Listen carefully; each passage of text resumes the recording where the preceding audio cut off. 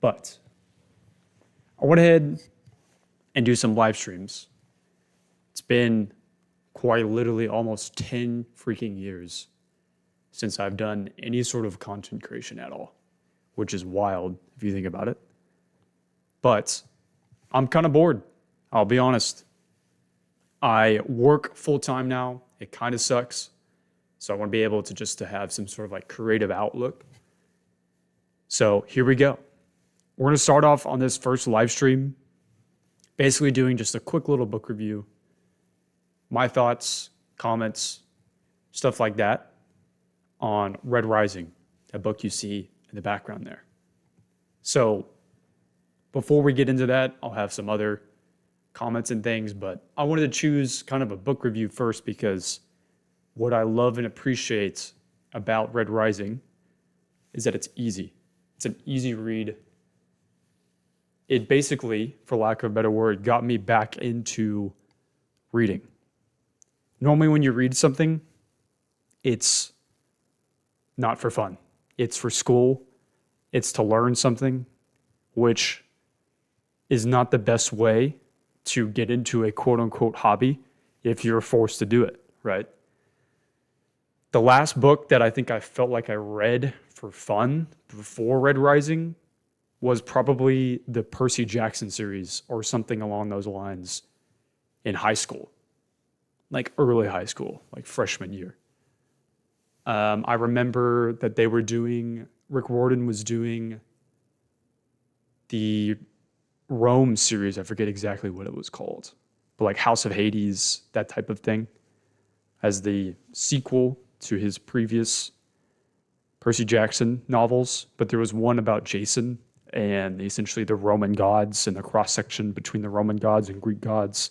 Basically, he was creating like some sort of like multiverse, which was fun. And that's really the last book series that I vividly remember of like, this is amazing. Books are awesome. They help you, in a way, challenge yourself to learn new words, learn new concepts.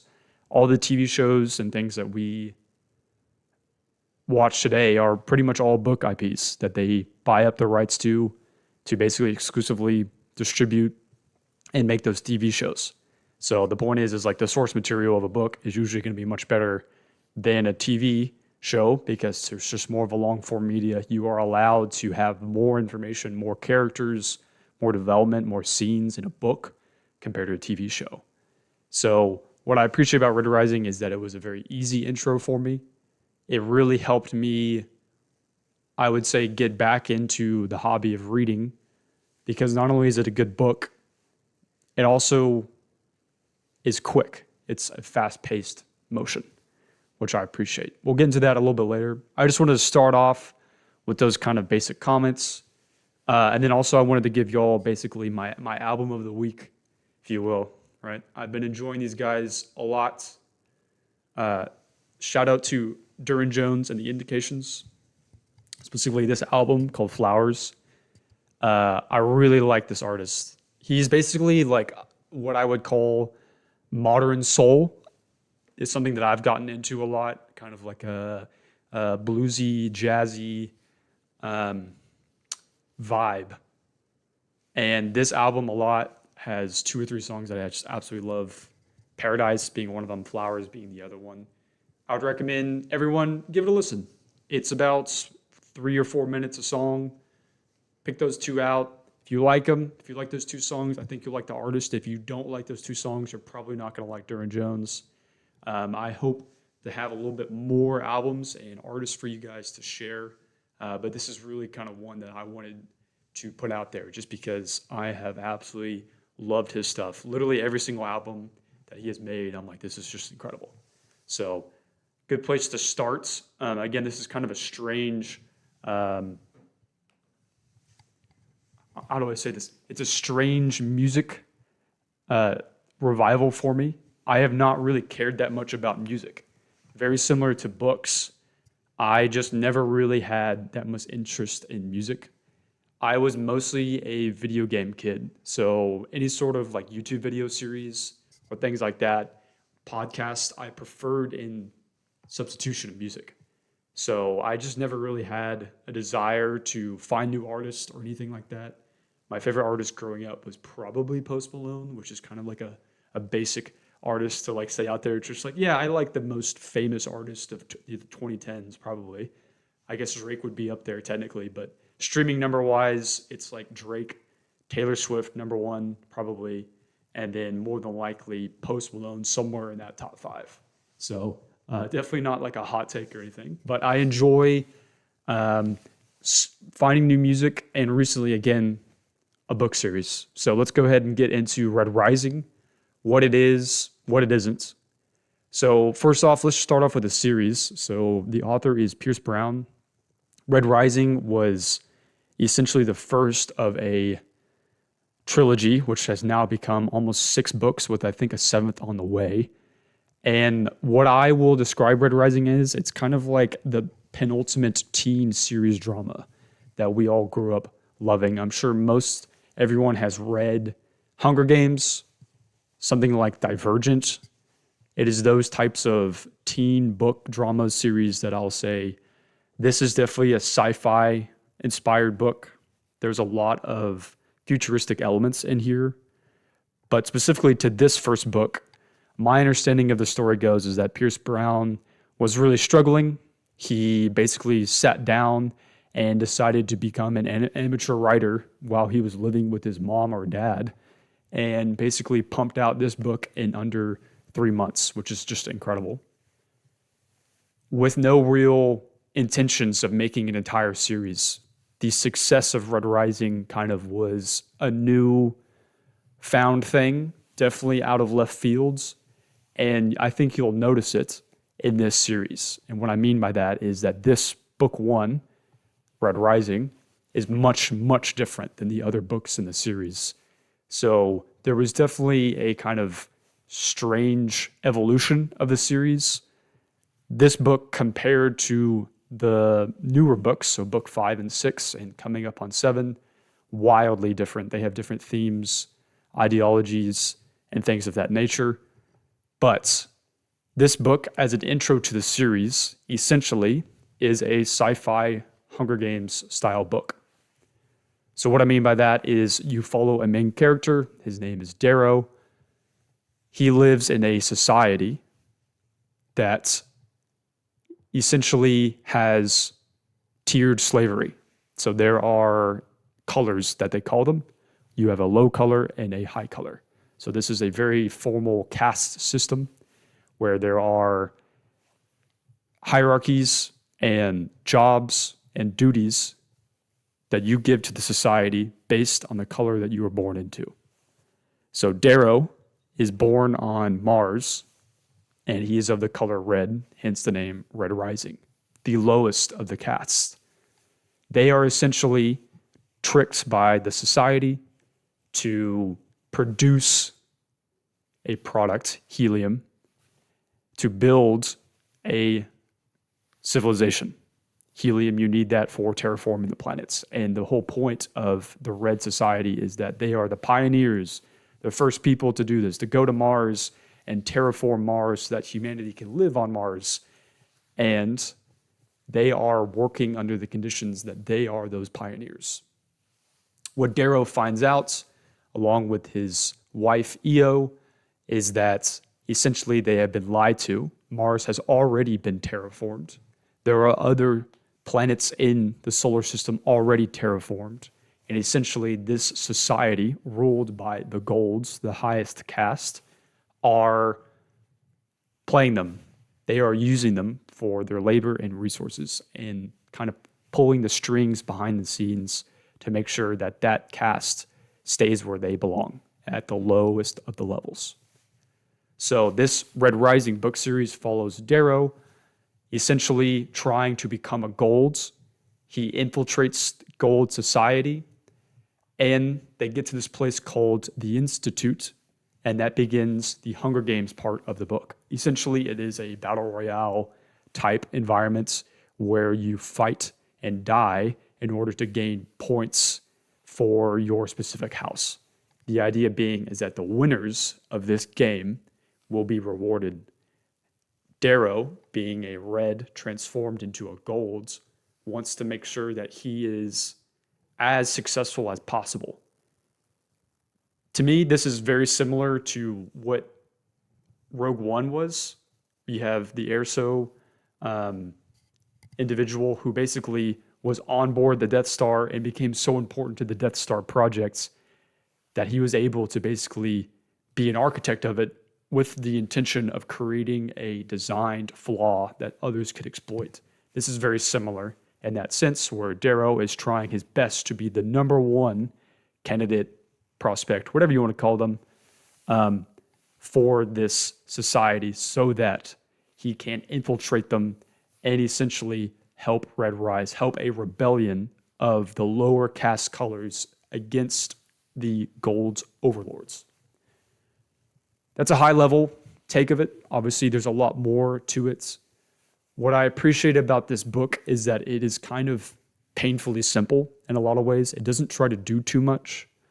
There's a lot of action in this book.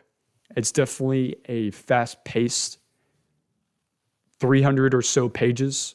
They fill in a lot of this type of combat in the arena. What they call, I think, Elysium or something like that, essentially is the fields that they fight on against other houses. I would say 80% of that book is going to be the Hunger Games style battle royale, me versus your house, we're trying to kill each other, that sort of environments, which is, I would say, very strange considering the genre. If you go back and read the Hunger Game books, one of the things that I was kind of surprised by is by how little of the book is actually the actual Hunger Games. So much of it is, oh, they're my corgis, they're barking. So much of it is the world building and the universe before leading up to the Hunger Games itself, kind of like a justification for why the Hunger Games exists, what it means for the society and that universe. This book does not do that. It is very quick. They have a lot of things crammed in the first 10 to 15 chapters that gives very little justification for why this Hunger Games style combat arena exists.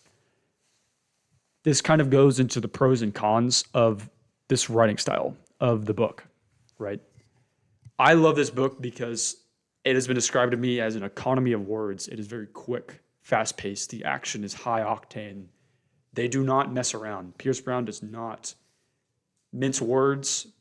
Every word, every adjective that he uses for a reason, because that's not what he's there for, right? There is no bloat in this book.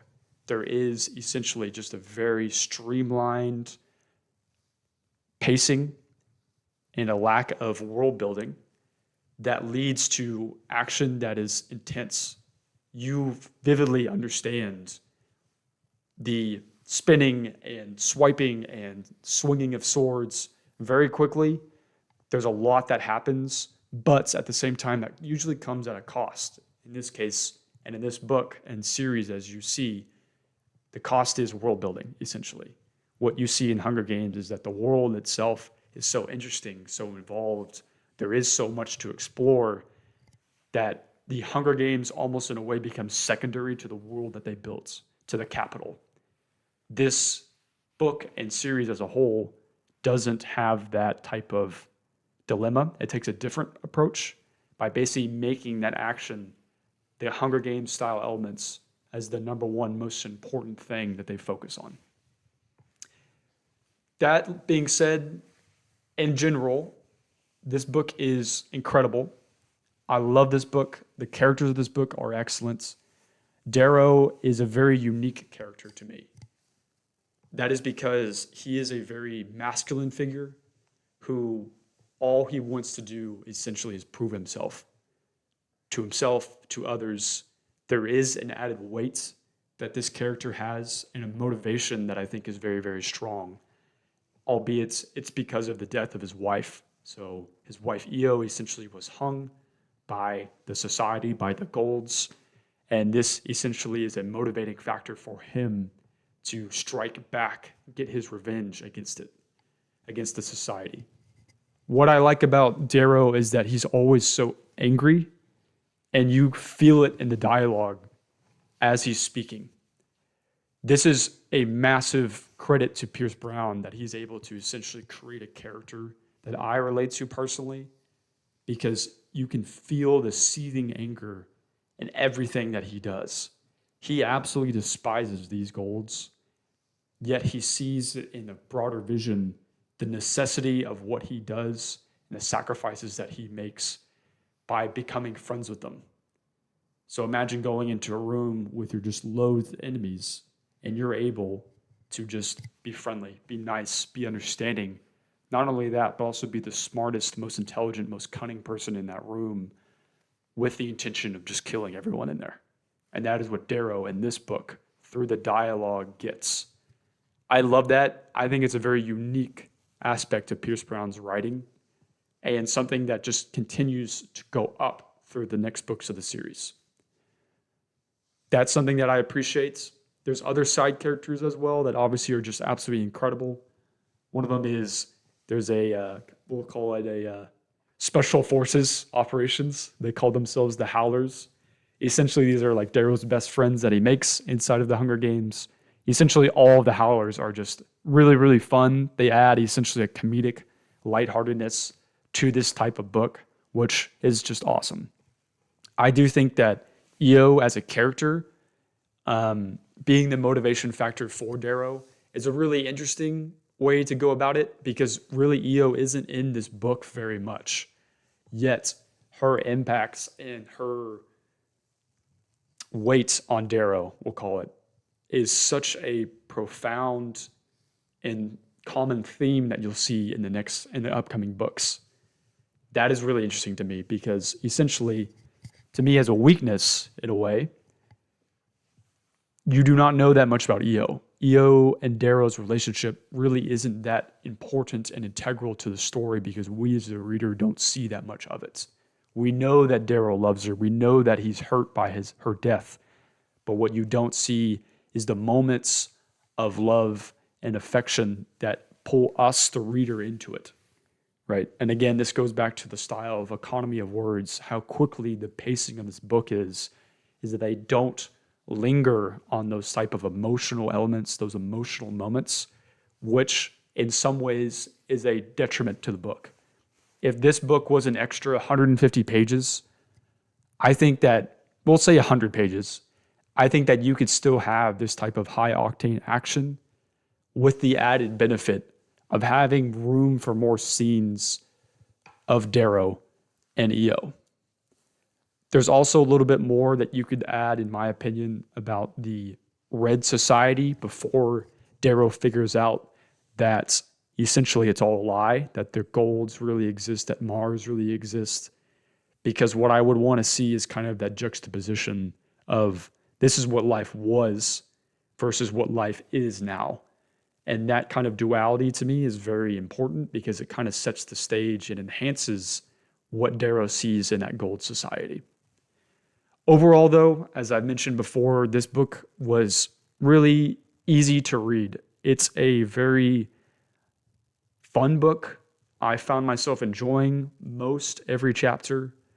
The action is just absolutely incredible. Pierce Brown obviously does a very good job of writing that type of thing.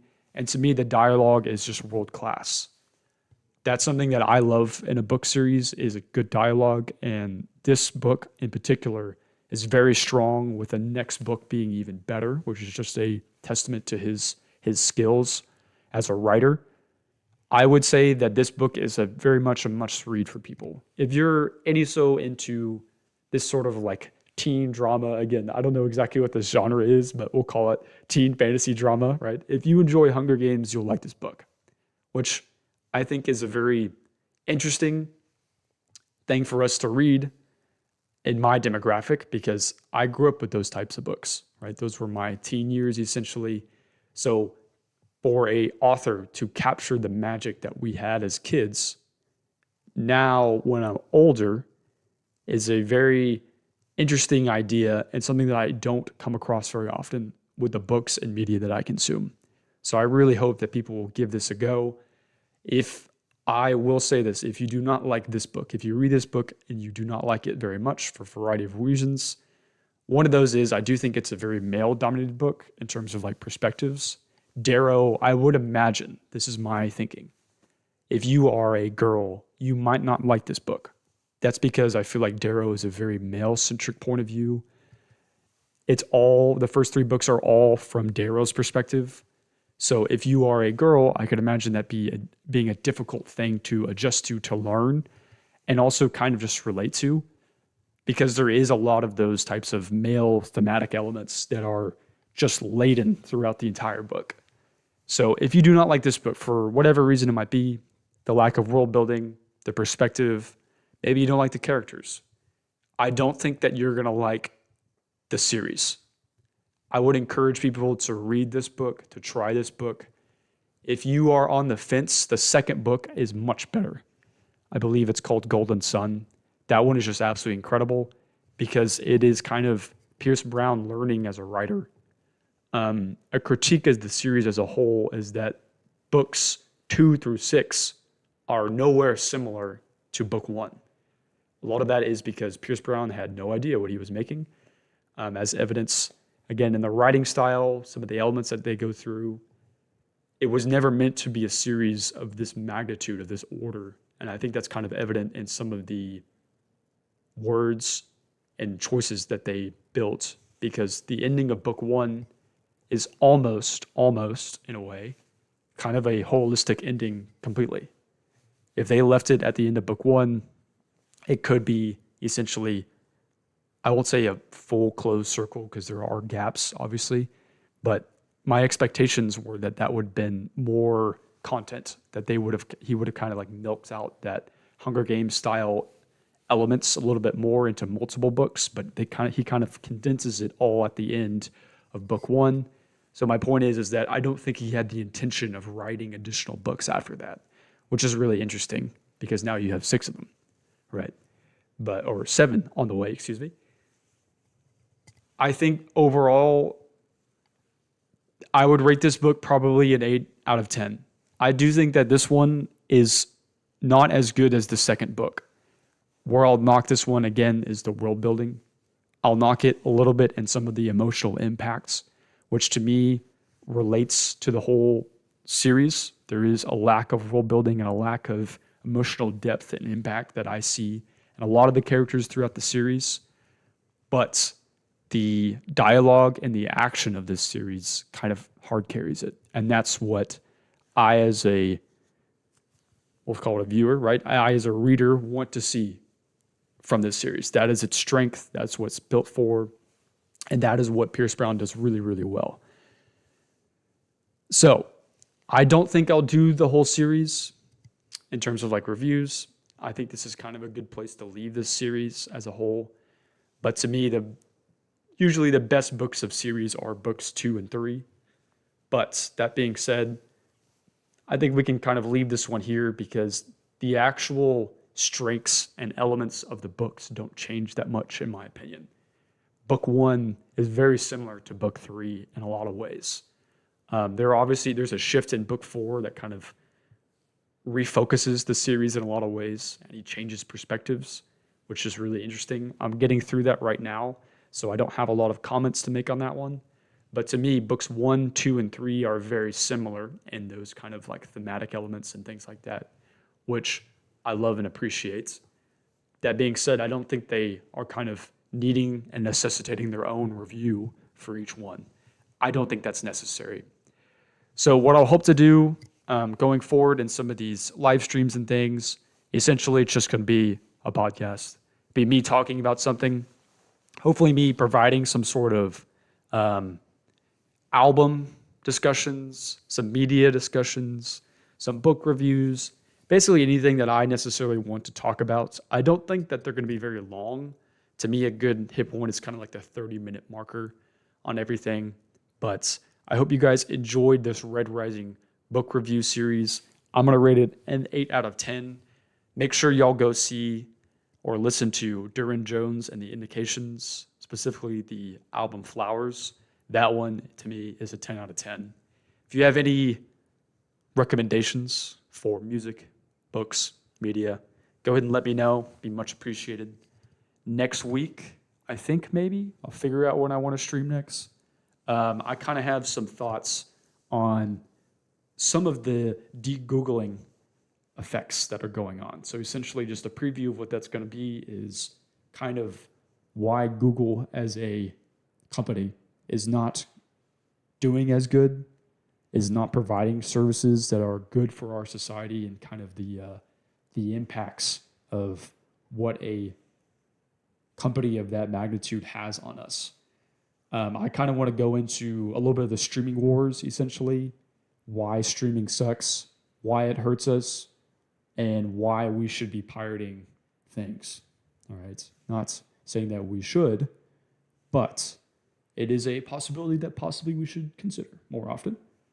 So I appreciate you guys tuning in. Hope y'all have a good one. Peace out, y'all.